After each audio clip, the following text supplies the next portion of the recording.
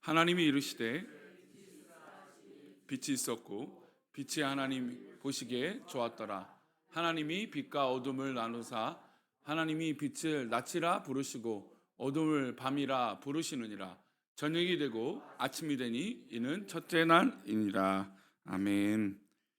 예, 기도하겠습니다. 하나님 아버지, 오늘도 귀한 수요 예배로 하나님 앞에 예배하게 하시니 감사합니다. 이 시간 또 감사의 예물을 있사오니 기뻐 받아 주옵시고, 또 우리 성도들 어떤 모양으로 어떤 모습으로 이 예배 자리에 있든지 주님께서 기뻐하는 그런 믿음의 모습이 있을 수 있도록 복을 내려 주옵소서.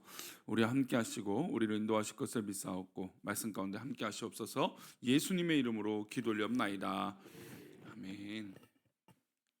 예, 오늘 쌍둥이 아기들 와 있어서 제가 목소리가 하다가 조금 다시 자고 있어요.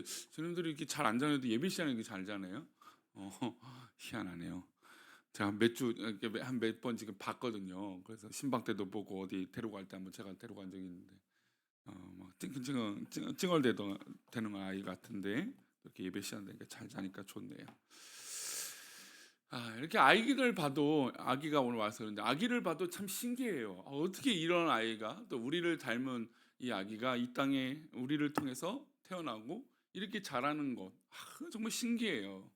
그래서 할머니 할아버지들이 이렇게 노년의 손주를 보면 괜히 뭐 자식들에게 뭐 해라, 손주를 봐라, 뭐 이런 게 이게 딱 나와 보면 알거든요. 이거는 뭐 아무리 말로 설명하고 뭐 어떻게 해도 이해할 수 없어요. 그냥 그 아기가 태어난과 동시에 모든 것이 설명이 다 되는 거죠. 너무나 기쁘고 감격스러운 거예요. 요즘 시대에 이런 하나님의 창조 질서를 망가뜨리려고 하는 이 사회적 문화는 정말 우리가 하나님 앞에 기도하고 또 변화를 시켜야 되는 부분들이죠.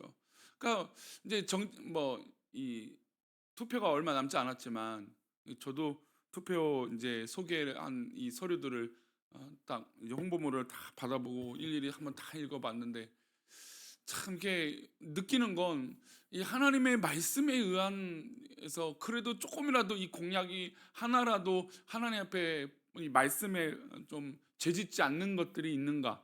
그러니까 뭐 선하고 복된 것은 찾기는 어렵겠죠. 근데 그래도 조금 하나님 말씀에 근거한 것이 어딘가 이렇게 찾아보면 참 마음이 아프고 좀 어렵습니다. 근데 어렵죠. 요번 같이 참 투표하기 어려운 것도 참 뭐 이러면 또 목사님이 잔지 운지 잔지, 저는 절대 말하지 않을 거니까. 근데 뭐 그런 것도 없지만 저는 뭐 사실 그런 적도 없어요. 늘 제일 중요한 건 하나님 말씀에 있느냐예요. 그렇잖아요. 뭐 어떤 공약을 발표해도 우리의 입장에선 하나님의 말씀에 죄짓지 않는 것들을 해야 돼요. 그것이 가장 좋은 거고 또 하나님께서 기뻐하시는 것이겠죠. 우리 성도님들에게 그런 지혜가 또 하나님 뜻 가운데 살아가는 은혜가 있기를 축원합니다. 이제 오늘은 사실은 이제 제가 기독교 기본 진리를 이렇게 쭉 말씀 나누면서 조금씩 훑어봤던 것들이에요. 이제 우리가 하나님, 성령님, 그다음에 성자 예수님, 그렇죠? 우리가 다 이제 우리 창조주 하나님에 대해서 성삼일체 하나님에 대해서 얘기를 나눴고, 이제 하나님의 사역이 과연 무엇인가 이제 구체적으로 좀 들어가려고 합니다. 근데 하나님의 사역에서 가장 먼저 떠오르는 건 아까 제가 서론에 아기를 보면 신기한 것처럼 하나님께서 어떻게 우리를 만드셨는가, 이 창조에 대한 이야기를 안 할 수가 없습니다. 지금 미국에 가면 미국인들 사이에서 이곳은 평생에 한 번쯤은 꼭 가야 된다라고 하는 이 박물관, 어떤 타운이 있습니다. 놀이동산 같은 그런 이 박물관이 있어요. 근데 그것이 바로 이제 켄터키주에 있는 노아의 방주 박물관입니다. 저도 참 나중에 꼭 가보고 싶은 마음이 있는데, 이것이 실제 노아의 방주와 모양을 그것도 형태를 최대한 맞춰서 또 이 성경에 나온 대로 이제 비춰서 만든 거예요. 우리 사진 몇 장을 한번 보여드릴까요? 이렇게 어마어마한 크기죠. 이게 길이가 135m고 폭이 한 18m, 높이가 18m, 폭이 한 25m 정도 됩니다. 이게 성경의 규빗을 그대로 모양으로 만든 거죠. 이제 수많은 사람들이 몰려 있는 건 이제 이것이 이제 만들어졌고 이제 처음으로 개관할 때였습니다. 지금도 손꼽아요. 저기 근데 저거를 저기 박물관을 다 보려면 3일 정도 투어를 해야 된대요. 네. 그래서 어제 이렇게 가격을 봤더니 99불이더라고 3일 동안.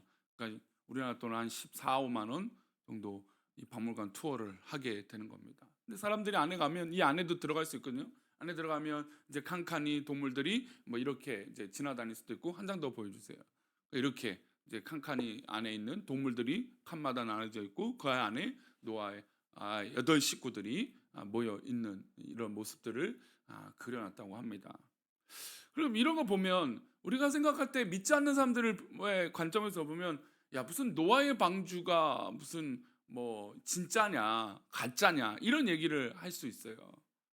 이 얘기 또 더불어서 그 이제 이 네덜란드의 요한 키워스라고 하는 이 목수가 있는데 이 사람도 이 유럽에 실제로 이 그 노아의 방주를 모양으로 만들어 놨다고 합니다. 근데 작년에 우리나라 방문해서 이 남북한의 평화를 위해서 자기가 기도하는 마음으로 노아의 방주를 기증하겠다 했어요. 근데 이제 이게 원래는 올 상반기 뭐 5월 6월 달에 그 배를 실어 오는 데만 만드는 거잖아요. 그걸 가지고 오는 데만 30억에서 50억 정도 든대요. 그러니까 이제 그 비용을 좀 들여서 가져온다고 좀 협의가 되어 있는데 그래서 뭐 뉴스에는 설치가 될 것이다. 근데 또 그런 거 보면서 이거 사기 아닌가? 이건 또 이게 검증은 된 건가? 막 그런 걱정이 돼요. 또 우리 믿음의 사람들은 방주라니까 또 막 감격해 갖고 막 이 돈을 모금해서 이 대전 쪽인가 어느 이쪽에 설치가 된다고 하는데 그러니까 와봐야 알 것 같긴 합니다. 근데 어쨌든 이것들을 만들어서 우리 남북한의 이 평화를 기원하겠다 이제 기도하는 마음으로 그 지역의 목사님들을 만나서 이제 자기가 기증하겠다 해서 추진되고 있다고 합니다. 근데 이런 것들을 보면 우리가 볼 때 믿지 않는 사람들이 볼 때 노아의 때 홍수가 있어서 모든 인류가 죽고 하나님께서 그 이후에 무지개 언약을 주셔서 다시는 물로 심판하지 않으시겠다. 그리고 노아의 가족들을 구원하여 주셨다. 그리고 노아가 건 100년이 넘는 시간 동안 이 방주를 만들었다. 이거 너무 꿈 같은 얘기고 말도 안 되는 얘기 아닌가? 막 이런 이야기들을 할 수 있어요. 근데 미국의 많은 사람들은 또 많은 이 학자들은 그러니까 노아는 사실 이제 유럽 쪽으로 우리가 해석하잖아요. 그리고 실제로 아라라산이라고 하는 이 산들이 다 대부분 유럽에 있고 그곳에 있어서 유럽 지역 사람들만 그렇게 믿는다. 그러면 좀 이해가 되죠. 근데 미국은 물론 영국의 청기도인들이 건너가서 뭐 교회의 기반이 되고 또 미국이라는 나라가 세워질 때 성경을 근본으로 이 법 체계들이나 이 관계들이 세워졌지만 또 그런 면에서 단점도 있었잖아요. 암울한 면도 있었어요. 선교사들을 앞장 세워서 정복 전쟁을 했던 것들은 또 아픔의 역사니까. 그래서 사람들은 공과 뭐 어떤 이런 것들을 평가할 때 야 뭐 꼭 교회가 기독교가 그래 좋은 것만 아니다 막 이렇게 말하는 분들도 있어요. 근데 훨씬 더 좋은 것들이 많죠.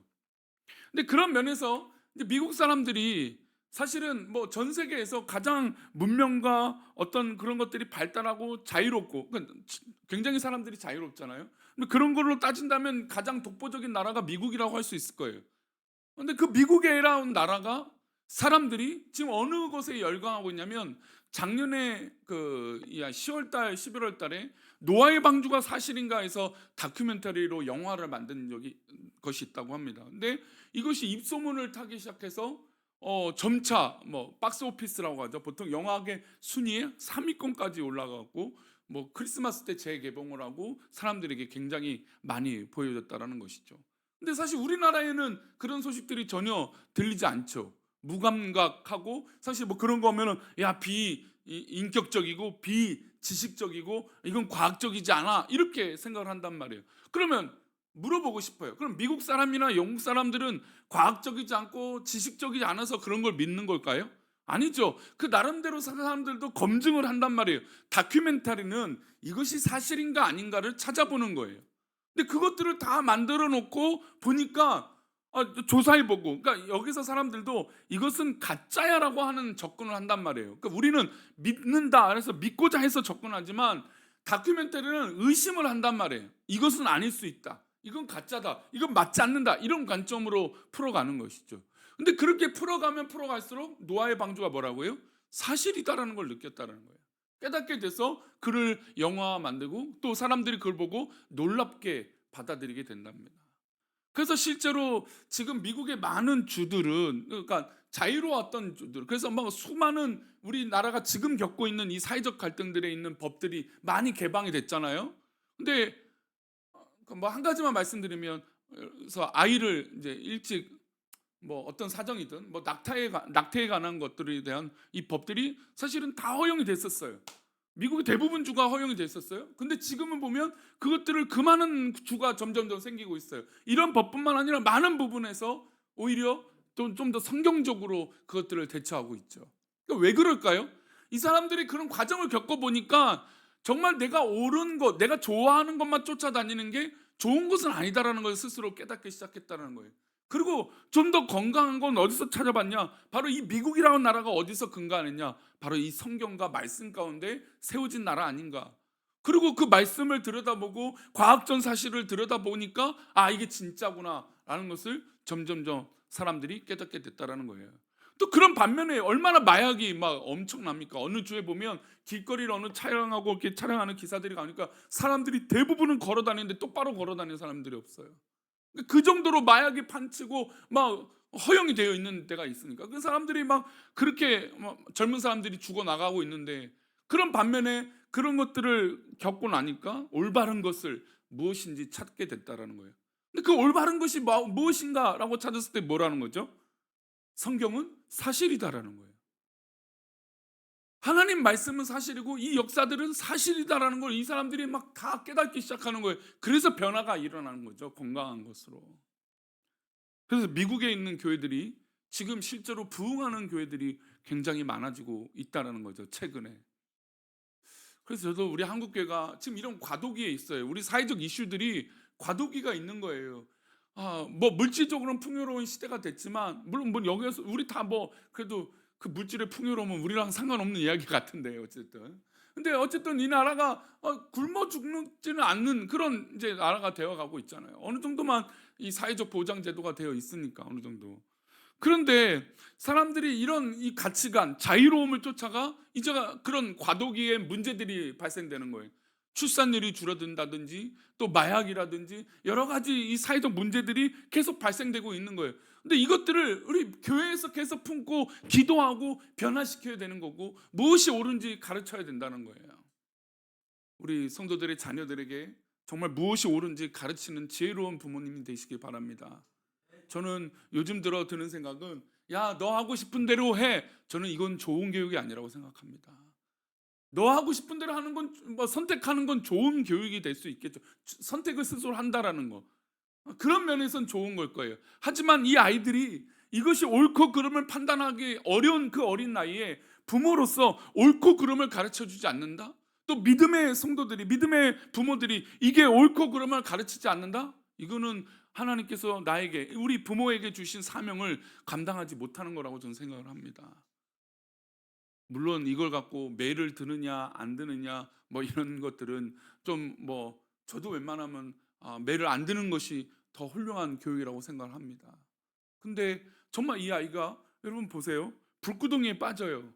들어가려고 하고 있어요. 그러면 머리끄댕이를 잡아서 끌어 내려와야죠. 근데 그를 네가 한번 뒤어봐, 이런 부모가 어디 있어요? 뻔히 보이는데. 그거는 좋은 교육이 아니라는 거예요. 옳고 그름과 문제에 대해서 인식을 시켜주는 건 굉장히 좋은 교육인 거죠. 게다가 그 근간이 어디 있어요? 성경에 있다면 훨씬 더 좋은 교육이죠. 우리 성도님들 혹시 이 아이들을 가르치는 저변에 뭐 어린이집 교사라든지 뭐든 주변에 있다면 정말 믿음으로 가르칠 수 있도록 정말 최선을 다하시기를 축원합니다. 물론 가끔 뉴스에 나오면 그 어린이집 문제가 있는데 꼭 기독교 관련된 엄체라 이런 이 어린이집이어서 막 속상하고 안타까워요. 근데 그런 뭐 인간의 연약함이죠. 하나님이 잘못된 건 아니니까. 그렇잖아요. 하나님이 문제 있는 게 아니잖아요. 목사가 잘못된 거지 하나님이 잘못된 건 아니잖아요. 그렇죠? 성도들이 잘못한 거지 하나님이 잘못한 거 아니잖아요. 그러니까 우리의 시각을 너무 그렇게 삐딱하게만 보고 부정적인 것이기 때문에 나는 신경 안 써, 이게 아니라는 것이죠. 하나님 것을 쫓고 하나님 것을 더 건강하게 찾아갈 필요가 있다라는 거죠. 그래서 미국의 지금 이 박물관, 이 노아의 방주 박물관에 뭐 정말 지금 뭐 요즘 최근 들어서 줄을 서서 아이들에게 교육을 해야겠다 해서 부모들이 그렇게 온다라는 것이죠. 그 더불어서 지금 미국에 만들어져 있는 것 하나가 이 창조는 사실이다. 물론 이거는 70년대 이후부터 수도 없이 연구되고 뭐 발표됐던 논문들도 뭐 엄청나게 많아요. 다만 우리나라에는 이것들이 소개가 안 돼 있죠. 창조와 뭐 노아의 방주는 과학적인 것이다라고 치부해서 어떤 이 책에도 뭐 나오지 않고 전혀 거론도 되지 않는 것들이기 때문이죠. 근데 미국은 이 학교에서 선택을 하고 학생들이 선택할 수 있죠. 창조론인지 진화론인지. 어쨌든 그런 교육들을 받고 지금 이것이 창조론이냐, 창조가 되었는가라고 하는 것을 느낀다는 거예요. 왜 그렇게 느끼냐면 미국이라는 땅이 너무나 크잖아요. 지금 말씀드린 켄터키주의 인구가 우리나라의 열 몇 배인가, 한 20 몇 배인가 돼요. 이 주 자체가. 근데 인구는 300만 밖에 안 돼요. 350만. 그러니까 땅덩어리가 우리가 생각하는 뭐 그 이상으로 큰 나라죠. 그러니까 그렇게 크니까 여기서 보면 이 중남부 지방에 있는 게 켄터키주인데 이곳에 가면 너무나 놀라운 이 지형과 이 자연 만물을 보게 된다라는 거예요. 그러면 이게 과연 그냥 뭐 빅뱅으로 탁 해서 깨져서 이렇게 이런 일이 일어날 수 있을까? 근데 우리가 잘 알고 있는 태적층이랑 지질학을 공부해 보면 뭐 우리 학교 때 고등학교 때 중고등학교 때 지질학을 공부하잖아요. 근데 태적층이라는 게 있어요. 그러면 뭐 고운 흙이든 뭐 그다음 뭐 세계가 바뀌면 또 다른 흙인 이렇게 흙이 쌓여요. 그래서 태적을 이루잖아요. 똑같은 흙으로만 땅이 되어 있지 않잖아요. 절벽을 보거나 이렇게 보면 이게 흔적이 있단 말이에요. 세월의 흔적이. 그러면 진화론에 보면 이 태적된 층이 일관되어야 돼요. 이 지역에 가든 이 지역에 가든, 그러니까 같은 동네, 그러니까 미국의 땅덩어리 한 주에 보면 이 주의 여기 땅의 이 태적층은 여기서도 이래야 돼요. 요만큼도 이래야 돼요. 비슷한 지형이면 당연히 그래야 돼요. 근데 똑같은 지형에 비슷한 지형에 이 지형이 태적층이 이렇게 된 것도 있지만 뒤집어진 것도 있고 섞여 있는 것도 있다라는 거예요. 그러면 이거는 과학적으로 설명이 됩니까 안 됩니까? 절대로 안 되는 것들이죠. 이거는 상식을 갖고 있는 지질학을 공부하는 사람들이 보면 이건 있을 수 없는 거예요. 그럼 연대가 뒤바뀌어 있는 거죠. 근데 우리는 중고등학교 때 배울 때 뭐라고 배워요? 어떤 뭐 몇만 년 전에 쌓인 흙, 그다음에 뭐 몇십만 년, 뭐 몇만 년, 몇천 년, 뭐 이래 갖고 땅이 흙이 쌓여서 태적을 이뤄서 그렇게 가르치잖아요. 근데 미국의 땅덩어리 딱 쪼개서 보면 절벽을 보면 그게 말이 안 된다라는 거예요. 그리고 어느 뭐 화석이 있잖아요. 그럼 화석도요. 똑같은 지질에, 그러니까 똑같은 흙에 똑같은 화석이 있어야 돼요. 그래 맞죠? 동일 시대니까. 근데 그 화석이 위에 있기도 하고 밑에 있기도 하고 막 섞여 있단 말이에요. 그러면 이것은 설명이 될까 안 될까요? 설명이 안 되는 거예요. 그 죽은 화석이 발이 달려갖고 밑으로 가거나 위로 간다? 그건 더더욱 말이 안 되는 거죠. 그래서 미국 사람들이 왜 창조론을 더 믿는 경우들이 생기냐면 자기네 땅덩어리를 보니까 이게 도무지 말이 안 되는 거예요. 이건 우리가 배웠던 이 진화론적인 이 자연 세계관을 바라볼 때 도무지 납득이 안 되고 설명이 안 되는 게 더 많은 거예요. 그러면 여러분 보세요. 우리가 신앙이라고 하는 이 믿는다라고 하는 믿음이 과연 우리가 과학이라고 하는 것이 진짜 진리인 것처럼 생각하는 그 과학이 정말 옳은가? 무엇이 옳은가? 뭘 믿는가 따른다면 우리는 오히려 과학을 믿고 있다는 거예요. 마치 신앙인 거죠. 지금 막 정치인들을 막 믿고 찬양하는 것처럼 마치 사람을 믿고 있는 것처럼 똑같은 거죠. 제가 누누이 이런 얘기 나오면 사람을 믿지 말라는 얘기를 늘 드리는데 이건 과학적인 방면도 똑같아요. 우리가 과학을 믿느냐? 우린 과학을 믿고 있는 거예요. 과학을 찾아서 연구하는 게 아니라 과학을 그냥 있는 그대로 믿어버리는 거죠. 마치 신앙과 같이. 근데 미국 사람들은 그 땅에 보니까 도무지 그게 아니에요. 그러니까 믿지 못하는 거죠. 그래서 질문을 던지는 겁니다.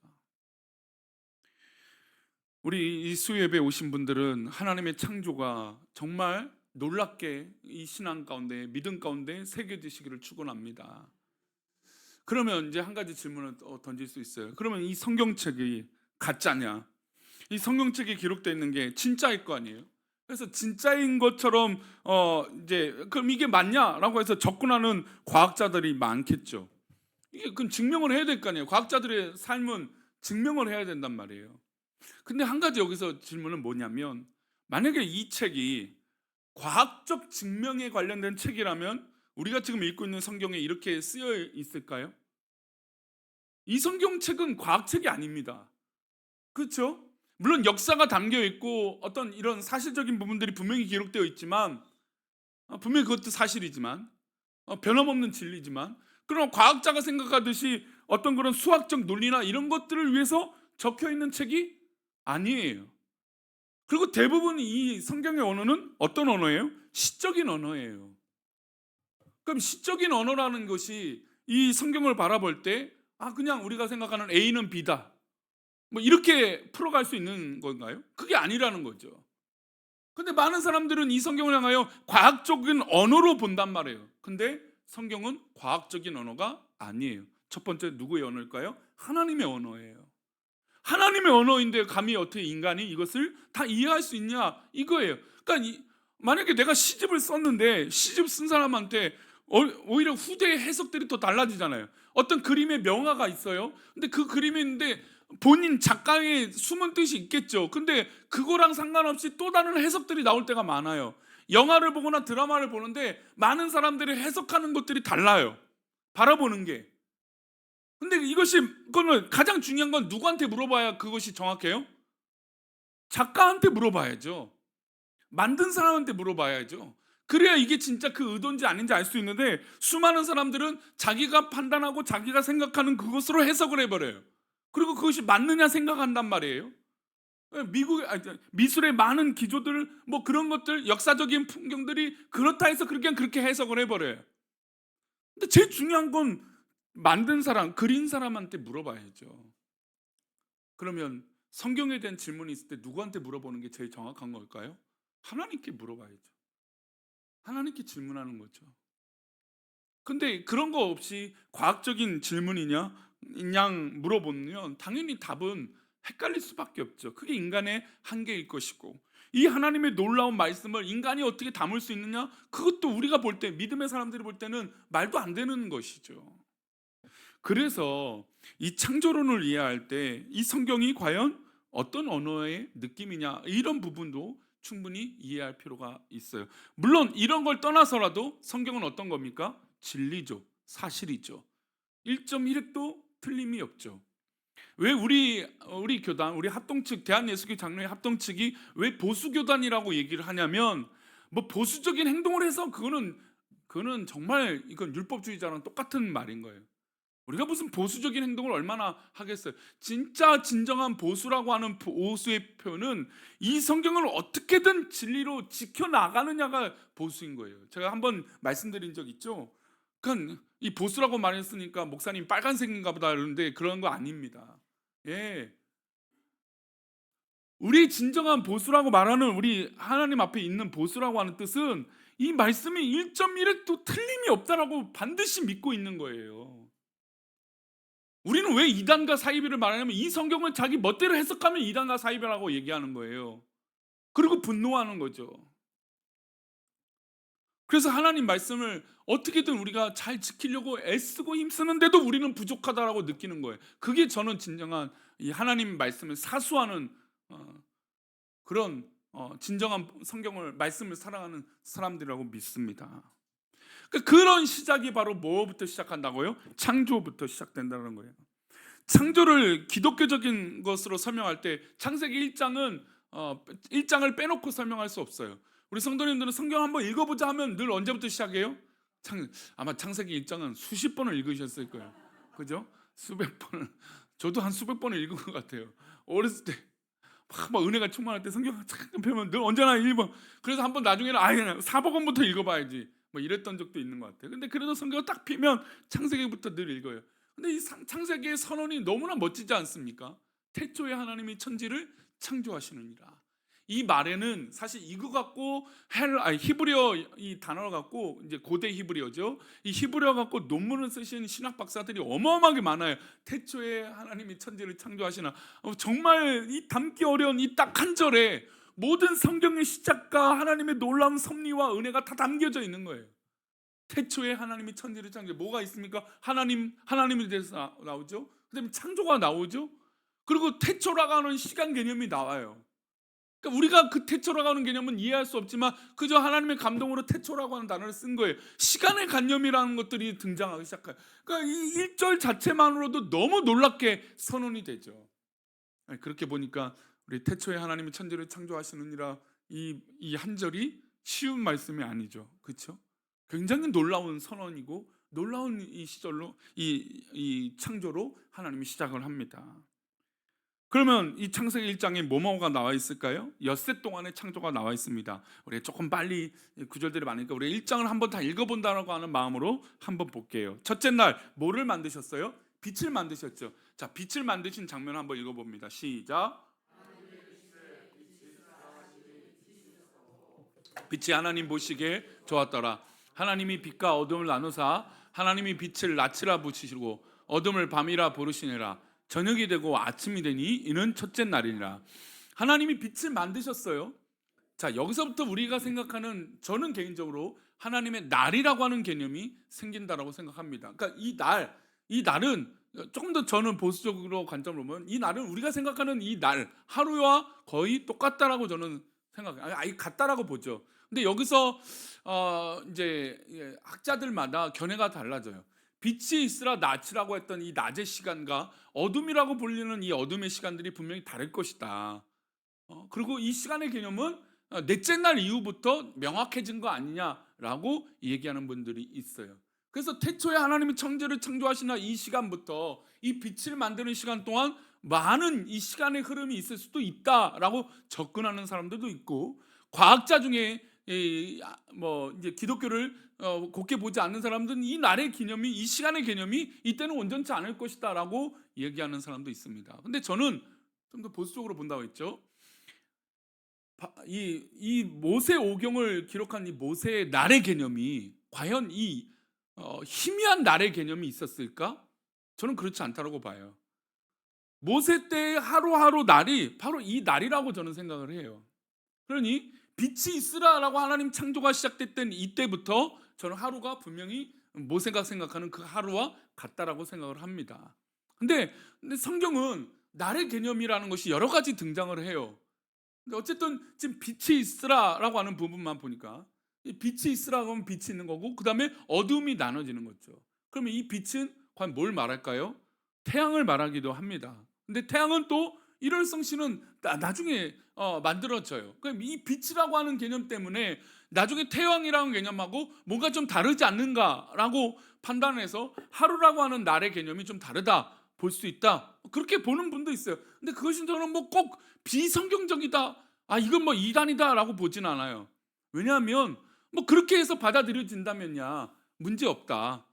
물론 좀 더 건강한 이 해석은 하나님의 날이라고 하는 개념이 모세가 생각할 때 동일하지 않을까라고 하는 것이 훨씬 더 또 이 상식적인, 또 굉장히 보편적인 해석이 될 수 있기 때문이죠. 자, 첫째 날에 빛을 만드셨어요. 다시 보여주세요. 빛이 있는데 하나님이 빛을 낮이라 부르시고 어둠을 밤이라 부르셨어요. 이 호칭의 부르심은 누구로부터 시작됩니까? 하나님으로부터 시작되죠. 하나님은 창조하신 것뿐만 아니라 이 세계의 만물을 명하시기 시작하셨습니다. 그리고 저녁이 되고 아침이 되니 이는 첫째 날이라. 우리 성도님 느끼기에도 이 날이 좀 다른 날 같으세요? 아니죠. 그냥 하루의 날같이 느껴지는 게 훨씬 더 자연스러운 해석이 될 것입니다. 하나님 놀랍게 빛이 있으라 하셨습니다. 이 선언이 굉장히 중요해요.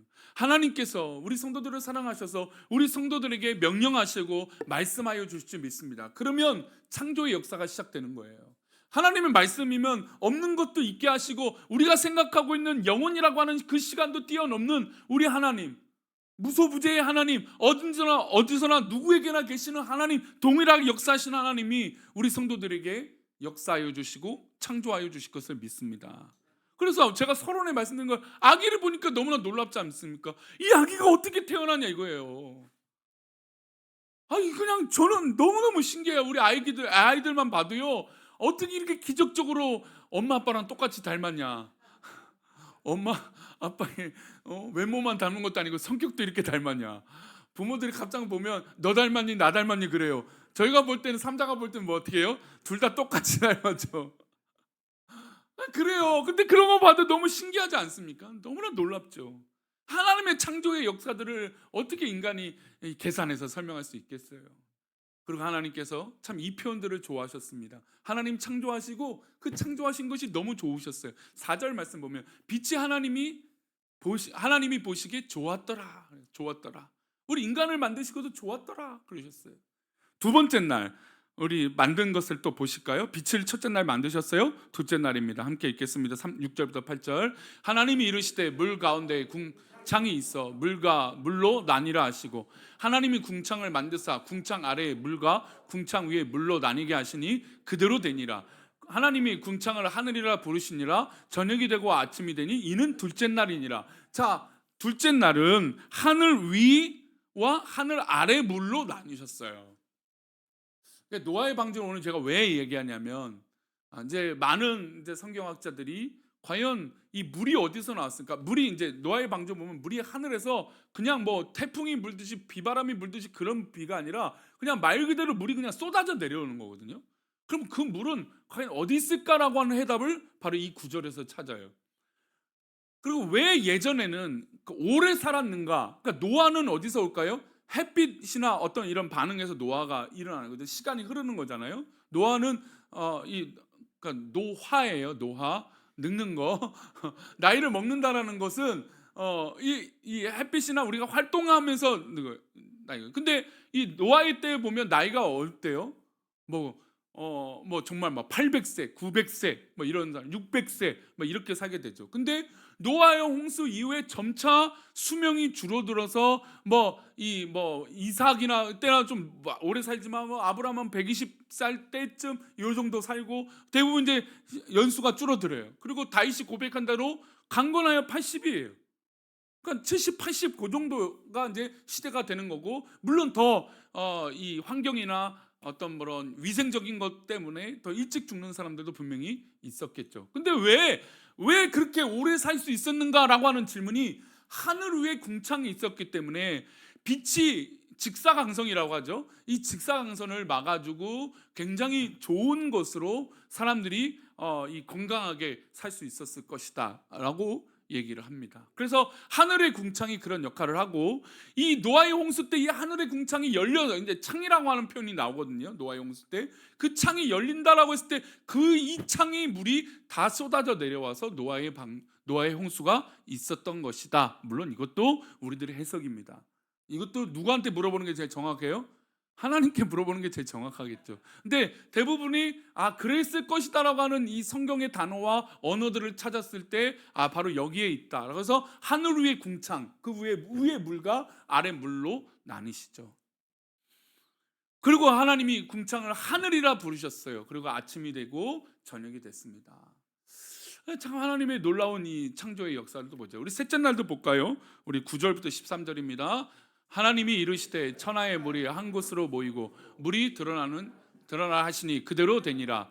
하나님이 묻을 땅이라 부르시고 모인 물을 바다라 부르시니 하나님이 보시기에 좋았더라.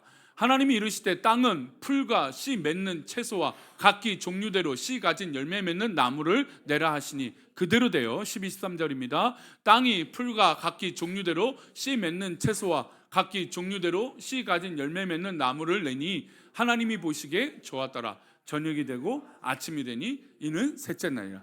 이제 땅과 뭘 만드셨습니까? 바다, 물을 만드셨죠.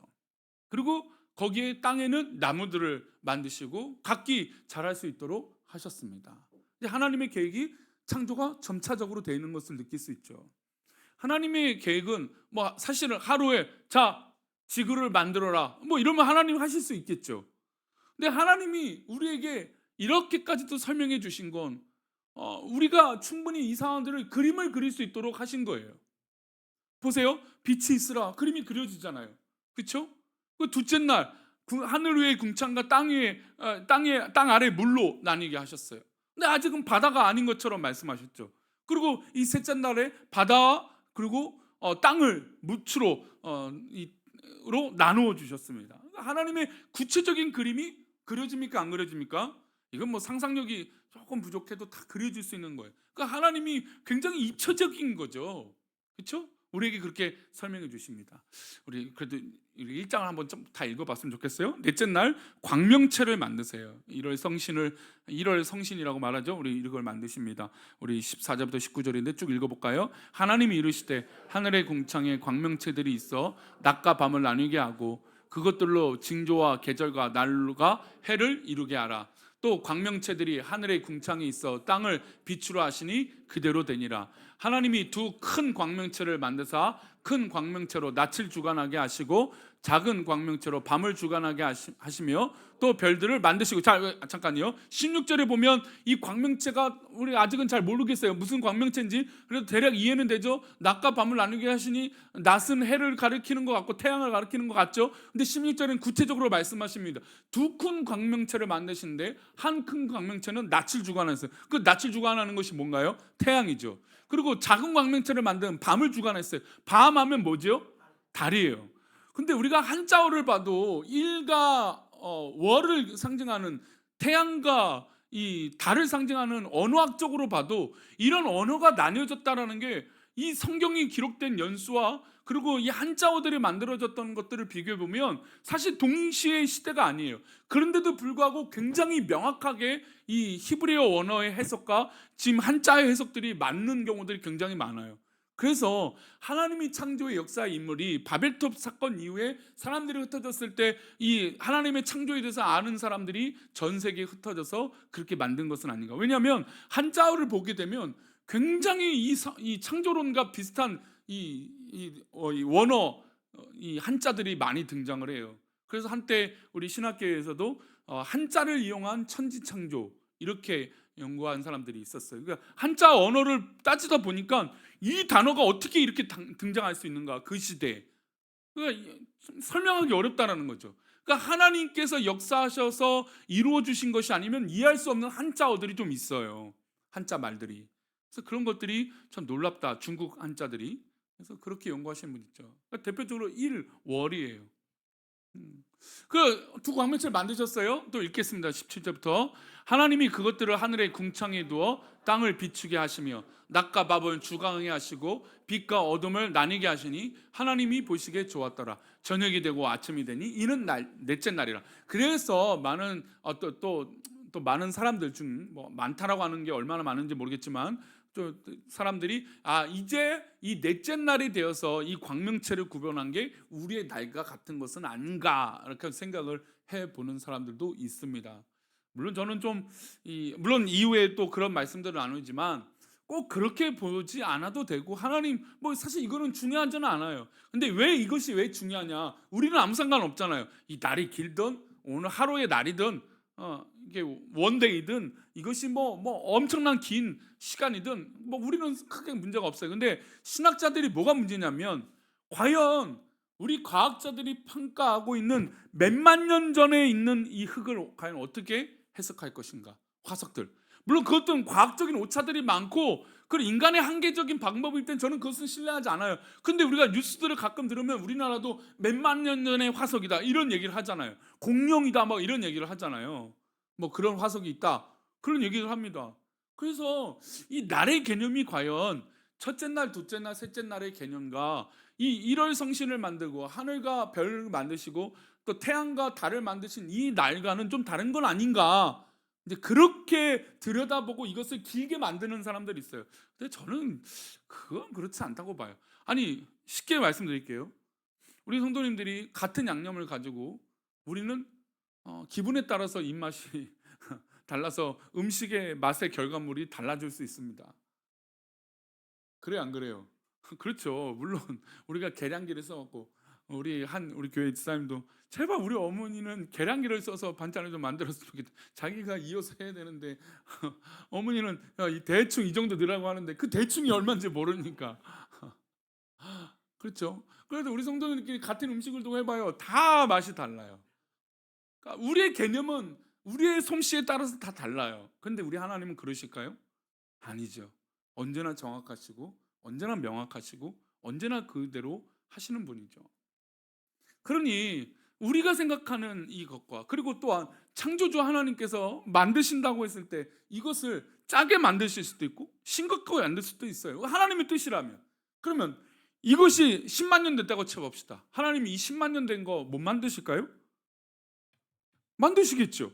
자, 이게 뭐 1개월 됐다. 하나님 1개월치를 못 만드시겠어요? 물론 지금은 그런 창조 시대가 아니니까 하나님 창조를 안 하시겠지만, 근데 못 하시겠까요? 지금이라도? 하나님 하신다면 하시는 거죠.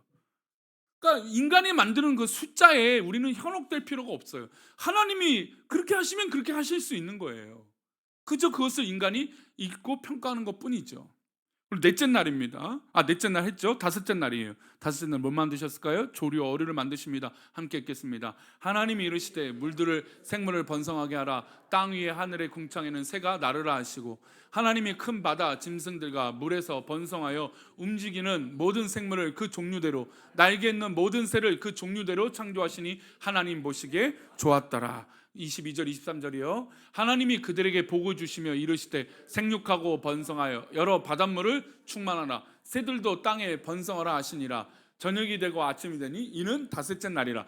자, 그래서 이제 이 말씀에 최근에 좀 재미있는 건, 이 동물을 사랑하는 요즘은 이제 많잖아요. 동물의 권한이, 인권은 사람이니까. 근데 동물의 어떤 생명이나 이런 것들을 존경해야 된다. 그래서 이 하나님께서 지금 다섯째 날 조류와 어류를 만드시잖아요. 그러니까 이 동물들을 이제 만드신단 말이에요. 이 동물들을 만드신 때 이때 등장하기 시작한 게 생육하고 번성하고 이게 나와요. 그러니까 인간에게도 그걸 하거든요. 그래서 동물학자들, 동물을 사랑하는 사람들이, 야, 하나님이 천지를 창조하실 때도 동물들에게도 이렇게 복을 주셨는데 왜 사람이 이렇게 하느냐? 저는 상당히 좀 일리가 있어요.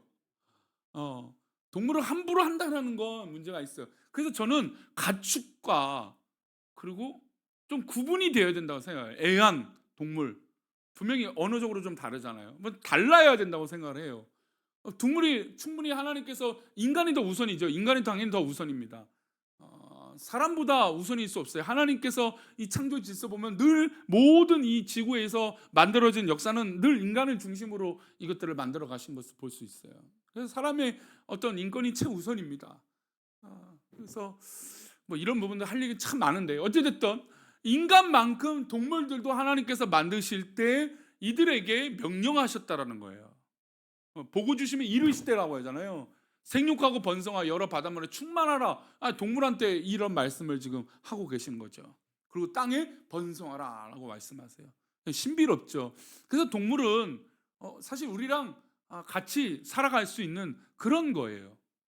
하지만 인간들이 이제 참 나쁜 심성으로 동물을 학대하거나 그런 일도 있어요. 시간이 많이 갔지만 마지막으로 한 번만 우리 창세기 24장 1장 24절부터 31절 말씀 읽고 마치겠습니다. 하나님이 이르시되 땅은 생물을 그 종류대로 내되 가축과 기는 것과 땅의 짐승을 종류대로 내라 하시니 그대로 되니라. 하나님이 땅의 짐승을 그 종류대로, 가축을 그 종류대로, 땅에 기는 모든 것을 그 종류대로 만드시니 하나님이 보시기에 좋았더라. 계속해서 있습니다. 하나님이 이르시되 우리의 형상을 따라 우리의 모양대로 우리가 사람을 만들고 그들로 바다의 물고기와 하늘의 새와 가축과 온 땅과 땅에 기는 모든 것을 다스려. 여기서 이게 중요해요. 그래서 하나님이 인간에게 그런 권한을 주신 것이고, 인간이 동물보다 위대할 수 있다는 건 바로 여기에 있어요. 하나님께서 그 동물을 다, 가축들을 다스리고 기르시도록 하신 거예요. 그렇죠? 근데 동물을 마치 사람과 똑같이 두는 시각은 좀 문제가 있어요. 물론 정이 들고 할 수는 있겠지만 절대로 동물과 사람은 구분이 되죠. 이게 조금 더 성경적인 판단인 것 같아요. 하지만 요즘은 이제 애완동물에 대한 이 사랑이 굉장히 큰 시대니까, 근데 조금 조절만 하면 될 거예요. 뭐든지 과하면 문제인 거죠. 그렇죠? 과하지만 않으면 좋은 것 같아요. 27절 말씀이에요. 하나님이 자기 형상 곧 하나님의 형상대로 사람을 창조하실 때 남자와 여자로 창조하시고, 계속 있습니다. 하나님이 그들에게 복을 주시며 하나님이 그들에게 이르시되 생육하고 번성하여 땅에 충만하라. 땅을 정복하라. 바다의 물고기와 하늘의 새와 땅에 움직이는 모든 생물을 다스리라 하시니라. 하나님이 이르시되 내가 온 지면에 씨 맺는 모든 채소와 씨 가진 열매 맺는 모든 나무를 너에게 주노니 너희의 먹을거리가 되리라. 계속해서 있습니다. 또 땅의 모든 짐승과 하늘의 모든 새와 생명이 있어 땅에 기는 모든 것에게는 내가 모든 푸른 풀을 먹을거리로 준노라 하시니 그대로 되니라. 하나님이 지으신 그 모든 것을 보시니 보시기에 심히 좋았더라. 저녁이 되고 아침이 되니 이는 여섯째 날이라. 모든 푸른 풀을 먹을거리로 주셨다. 그래서 우리나라는 진짜 모든 풀을 먹죠.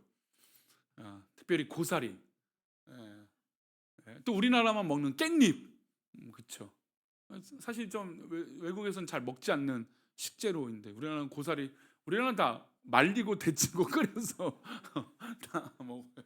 아마 그 재밌는 상상은 아마 그러면서 죽지 않았을까요?